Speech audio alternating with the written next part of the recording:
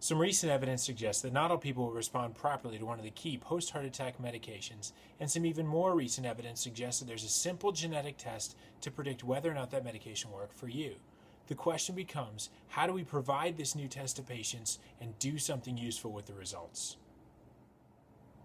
Hi, my name is DBright, and I'm one of the investigators on the project funded by the Community Pharmacy Foundation to look at the role of the community pharmacist in the implementation of pharmacogenetic testing to improve post-heart attack care. A heart attack occurs when blood cannot reach a part of the heart for an extended period of time.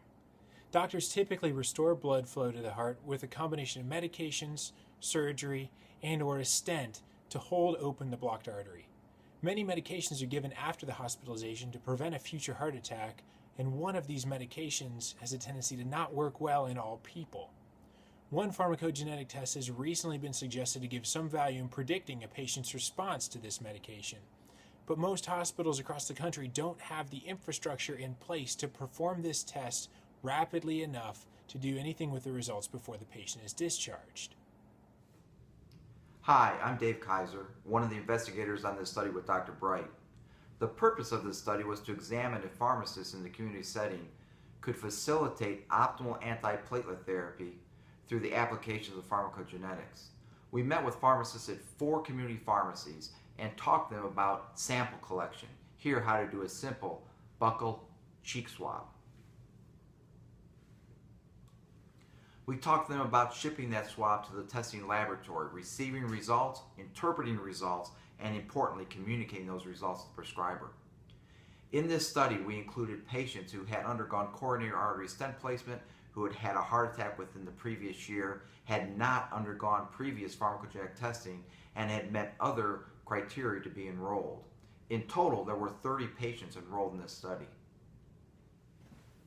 Of the 30 patients enrolled in the study, 29 provided samples that were able to be tested. Of those 29 patients that provided samples, pharmacists made recommendations for 8 patients. Now, in some cases, it was to keep the patient on their original antiplatelet medication, like clopidogrel or prasugrel. In some cases, it was to switch from clopidogrel to prasugrel or from prasugrel to clopidogrel. At any rate, of those 8 recommendations, physicians followed 4. Now, in some cases, the physicians had more information than the pharmacists did. We showed that in the community setting, pharmacists could facilitate optimizing antiplatelet therapy in collaboration with physicians to help patients following a heart attack. In the specific patient population, those having undergone coronary artery stent placement following a heart attack, optimal antiplatelet drug therapy has been shown to be very important. Here, preventing stent thrombosis, myocardial infarction, and potentially death. Pharmacists in the community setting are able to take DNA samples, receive the results, and collaborate with physicians to optimize antiplatelet therapy for these patients.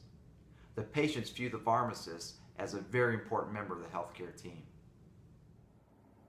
Based on this study, we believe that one viable method of using genetic data to help select the best medication for a patient could involve the community pharmacist.